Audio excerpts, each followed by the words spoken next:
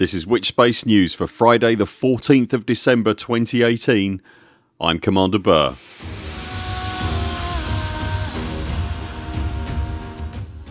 In this week's news, Quarter 4 of Beyond is finally with us, mostly. There's a Buur Pit Squadron in the game, and I'll have this week's Thargoid Report. Tuesday, as I'm sure you're aware, Quarter 4 of the Beyond series of updates to Elite Dangerous launched. This is by far the biggest update of the year to the game, with sweeping changes to exploration and mining in particular, as well as big changes to the cockpit UI, the introduction of the codex system, changes to the background simulation and the addition of the Thargoid incursion state, and finally Elite has its version of guilds, the Squadron system. And everything I've listed there just scratches the surface of the update. There's a complete overhaul of all the lighting in the game, there's tons of fixes and quality of life improvements, as well as 2 new ships and, I suspect, a bunch of new stuff that Frontier aren't telling anyone about. All very exciting, which is why the 2 days of very serious server problems that immediately followed the patch, no doubt induced by a gigantic surge of players all trying to play the game at the same time, really hurt. Despite all the amazing content that 3.3 brings to the game, this has been by far the worst launch cycle for an update to the game so far. On patch day, as with any MMO or significant online title, it's to be expected that there are some wobbles, but the severity of the problems that the beautiful game suffered I think took everyone by surprise, Frontier included. Tuesday night the game, on the PC at least, was utterly unplayable for all but the fortunate few, with constant disconnects and arguments with the adjudication server being the main bugbear. That of course assuming you got connected. It reached a point in this household where we simply couldn't connect at all, and so we gave up for the night. And then it continued on Wednesday night, again. From what I'm hearing, mostly on PC, again almost completely unplayable. I am however very pleased and frankly relieved to report that on Thursday at least the issues seem to have been largely dealt with, and our extended play sessions here remained for the most part connected and stable. The issues we did have seemed to be centred around the multi-crew specifically, but they were sporadic. While we're on the subject of new features in Quarter 4, I'm pleased to say that the Buur Pit now has its own squadron.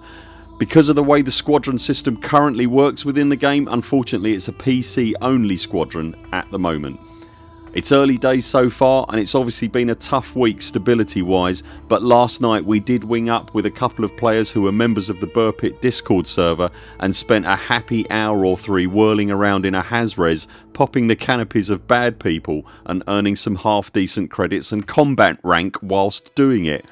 Now you guys know me by now, I'm not a hardcore PvPer and I never will be. We indulge in and thoroughly enjoy anything silly, anything PvE, and all the low barrier to entry stuff, and we encourage a very friendly and supportive environment. If you think our play style and general ethos match with your own, you would be very welcome to join us for future outings. Links to everything you need are in the description below. And with that said, here's this week's Thargoid Report.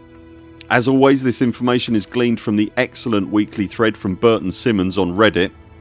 Last week saw Shore Dock in Byeru, Skvortsov Orbital in 63G Capricorni, and Wiener City in OITB targeted by the Xeno Nasties.